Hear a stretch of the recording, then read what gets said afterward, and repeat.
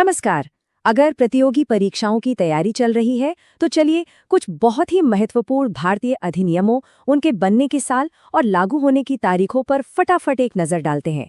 ये वो जानकारी है जो परीक्षा में सच में काम आ सकती है।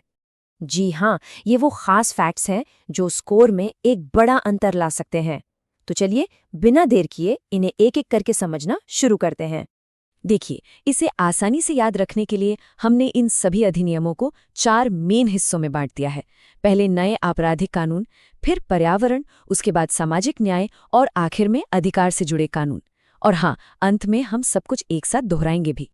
तो सबसे पहले बात करते हैं भारत के क्रिमिनल जस्टिस सिस्टम में हुए सबसे नए और सबसे बड़े बदलावों की। तो पहला है भारतीय न्याय संहिता। इसे 2023 में बनाया गया और ये 1 जुलाई 2024 से लागू हो गया है। इसने पुराने इंडियन पीनल कोड यानी भारतीय दंड संहिता की जगह ली है। अब यही कानून बताता है कि कौन से काम अपराध हैं और उनकी सजा क्या होगी। इसी के साथ साथ भारतीय नागरिक सुरक्षा संहिता भी 2023 में बनी और 1 जुलाई 2024 से लागू हो गई।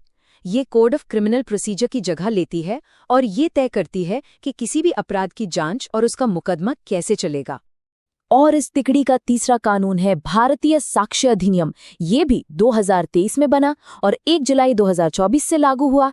इसका काम है सबूतों से जुड़े नियमों को आज के जमाने के हिसाब से अपडेट करना और ये पुराने इंडियन एविडेंस एक्ट की जगह लेता है।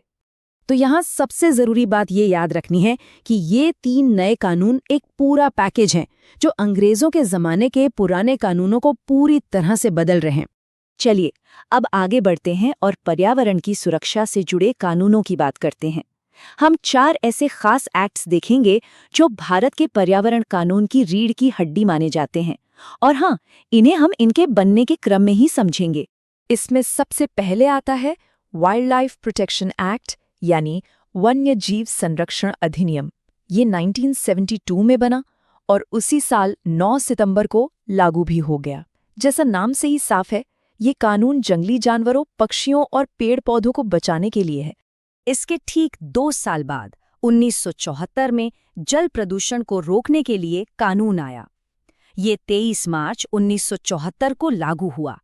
इस कानून का मेन फोकस देश में पानी को गंदा होने से रोकना और उसे कंट्रोल करना है।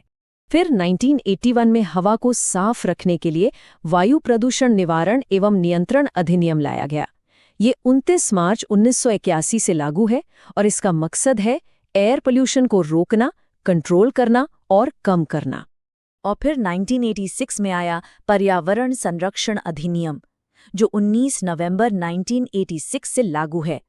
इसे एक तरह का अम्ब्रेला एक्ट भी कहते हैं क्योंकि ये पर्यावरण से जुड़े हर पहलू की सुरक्षा के लिए एक बहुत बड़ा और मजबूत ढांचा देता है। अच्छा, अब उन कानूनों की तरफ बढ़ते हैं जिन्हें समाज के कुछ खास और कमजोर वर्गों के अधिकारों और उनके सम्मान की रक्षा के लिए बनाया गया है।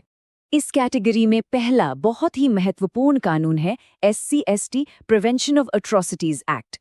ये 1989 में बनाया गया और 30 जनवरी 1990 से लागू हुआ।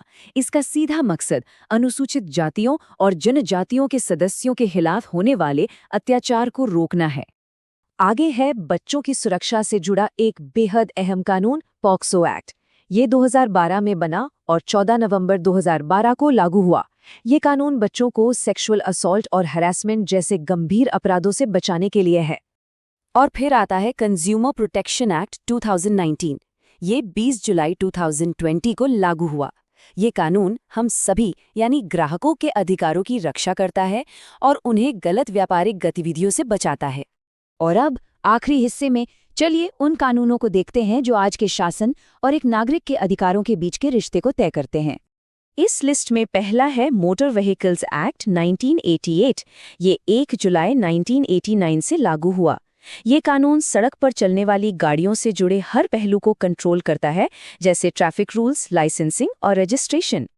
डिजिटल दुनिया के लिए बहुत ज़रूरी इंफॉर्मेशन टेक्नोलॉजी एक्ट साल 2000 में आया और 17 अक्टूबर 2000 से लागू हुआ।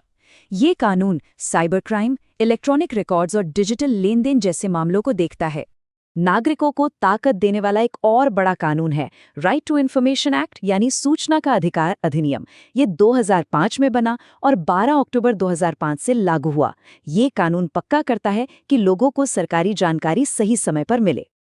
आखिर में 2005 का ही एक और जरूरी कानून है डिजास्टर मैनेजमेंट एक्ट। ये 23 दिसंबर 2005 को लागू हुआ। ये कानून देश भर में किसी भी तरह की आपदा से निपटने और उसके कुशल प्रबंधन के लिए एक सिस्टम तैयार करता है। तो चलिए एक बार जल्दी से दोहरा लेते हैं कि हमने क्या क्या कवर किया। इन कैटेगरीज को याद रखना बहुत ही फायदेमंद हो सकता है।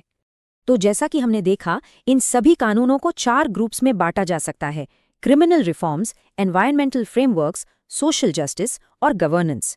इस तरह से इन्हें याद रखने से परीक्षा के समय इन्हें याद करना काफी आसान हो जाता है। तो ये थे कुछ सबसे जरूरी भारतीय अधिनियम।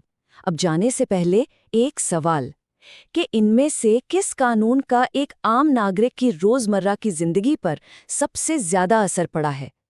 इस बारे में सोचने से ये सारे फैक्ट्स और भी पक्के हो जाएंगे। अपनी तैयारी जारी रखिए।